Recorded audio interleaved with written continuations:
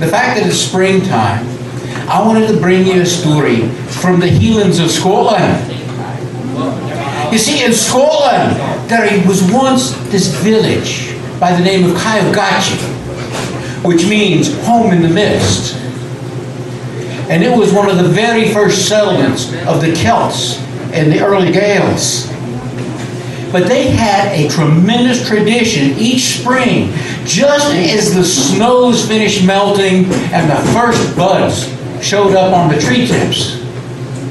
They had a deer run. Now, a deer run is unusual in that they go hunting for deer without any bows or arrows or spears or swords or any weapons of any kind. They must capture the deer on the run and dispatch the animal without use of any weapon. The night before the deer run, an elder would give instructions to all. It says, for any of you who would care to run and anyone who can, you must be here at the lodge at first light. For the deer will be leaving their nest as the sun rises, and we want them to clear their beds before we scare them to death. A bunch of would-be runners rubbed past the carcass of a deer that was brought in earlier that day. You know, just a touch of bad odor for good luck. Then morning came.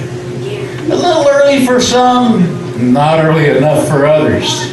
Because some of the runners standing there were excited and ready to go. They were charged. This was their day. Others were just barely awake and wondering what in the world they were doing up this early in the morning. There were 4 warriors, Celtic warriors, 6 young men, and 1 woman. Some of the men gave objection to the young woman, a lass by the name of Rachel.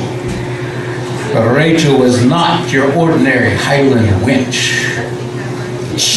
Her mother died giving her life, so she was raised by her father, a Celtic warrior. Her only toys as she grew up were her father's swords, knives, and weaponry. As she grew up, she turned into a beautiful, beautiful lass, which all the men of the village, young and old, were scared of. The champion of the hunt walked over to Rachel and stood right in front of her, dwarfing this young lass.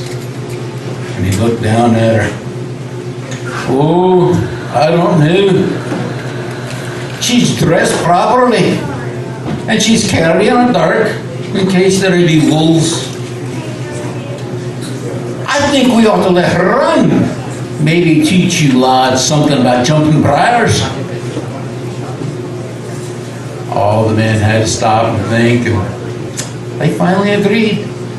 Dress was very important on this run, because they were going to be running through bushes. The champion of the hunt wore deerskin vest, deer around his waist, and hide on his forearms and legs. Most of the other chaps, they just wore a kilt or trousers, trews. They thought they were ready.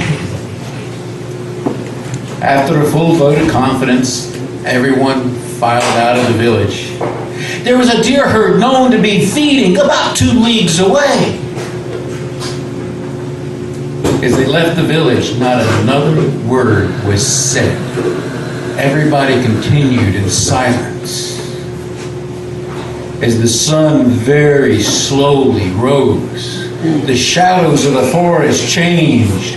First there was the dark trees, and then there were the shadows along the ground. You couldn't tell in the dark whether it was a tree, a bush, or a deer until it moved. All the runners knew they had to be ready for when that deer just suddenly showed up and they were breathing heavy. Great front of them as they kept their lungs primed for that fast start.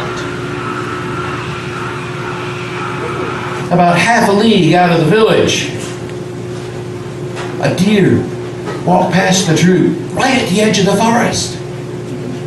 Eric, a young man, started to run. He shot off, but an elder grabbed his arm and patted him on the head. This was a stag-only event, and that was a doe. Now, Eric was quite like Rachel, was a little bit unusual. Where most of the other young men his age wanted to be trained to be warriors like their late fathers, Eric found more pleasure in setting a bountiful table. He was also better than your average trapper, but this was his first deer run, and he wasn't sure what to expect. As we said, an elder had grabbed hold of Eric and was holding him. Just then, Rachel shot by, just like a flash of light. A young buck was following the doe. Eric saw the antlers and immediately wheeled around, and slipped out of that elder's hands like a wet eel, and the race was on. Rachel and Eric were tearing through the brush, and that stag took off. Other runners started to follow, and then the old warriors started to follow out of curiosity more than anything else. That stag took over the hill and limped down into a valley. Other runners started to go after him, but they quickly wore out, and they came back to join the elders, standing up on a hillside watching across a great meadow. The stag ran around the edge of the meadow, running just as hard as he could. Rachel and Eric were right on him. They flanked him, one on either side. Out of desperation, the deer ran into a briar patch. Coming out of the far side of the patch, Rachel was right on the deer's hind legs. Eric got his kilt hung on the briars. He did a quick wheel around, and while he lost his kilt, he never lost his pace.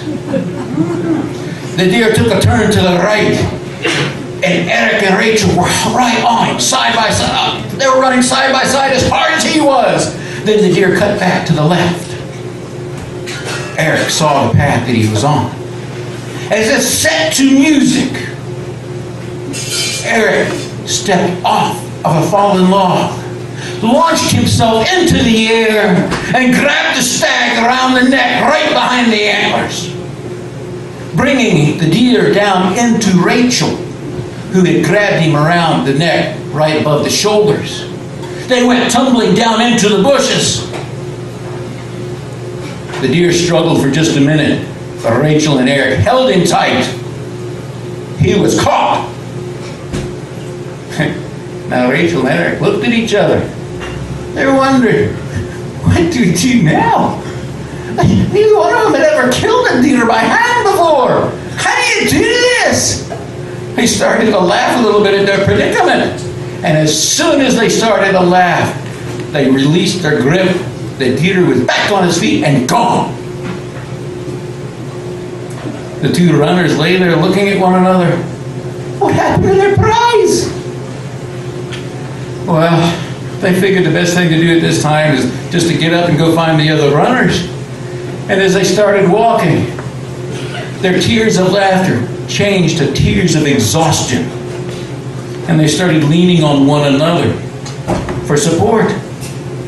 As they came out of the brush and found the other runners, all the other young men started pointing at him and giggling just a wee bit.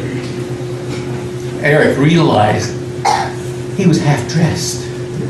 And with a lunge that would make any stag envious, he turned and leapt into the brow of shrubs. Rachel stood there, 10 shades of red, crimson. The rest of the runners just burst out laughing. They had just about got the whole troop under control when Eric came back fastening his kilt, and they lost it again. It was 20 minutes before they could get going.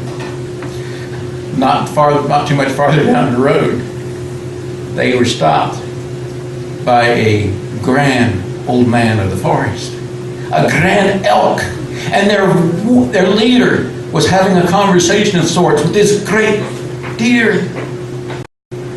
And while everybody was watching that way, another young stag snuck behind him, not 20 feet away. Rachel and Eric both saw this one at the same time. Before the stag could take a step without disturbing the air, both of them leapt through the air and grabbed the stag. He tried to lunge, but he was caught before he got a chance. Them rolling back into the grass scared all the other deer away. And as they stood there holding their prize, their second prize, one of the old Celts came over, put his knee on the deer's shoulders, and together, Rachel and Eric twisted the deer's head, snapping his neck. Death was instant. That night, they had a grand banquet, which was the custom after a successful deer run.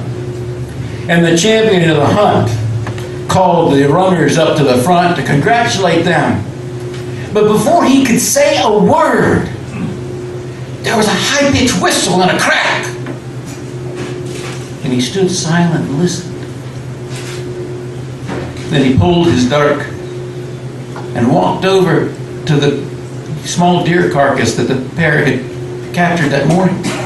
With a single blow, he severed the neck off, reached down into the chest cavity, and pulled out a bone. A small round bone. And it had a crack, and it was hissing steam. He fixed it onto the end of his dirk and lowered it into the hot coals for just a few seconds. When he lifted it back out, he blew on it and cooled it off. Then released it and shook it. It rattled. He crushed it in his hand and looked down at it. And then with a smile, he looked at his runners. And he told them, only if a stag is killed cleanly and honestly will reward you with this out of respect for your efforts. In his hand were 2 identical deer stones. Stones like he wore around his neck as the champion. Little bones that looked like the head of a deer.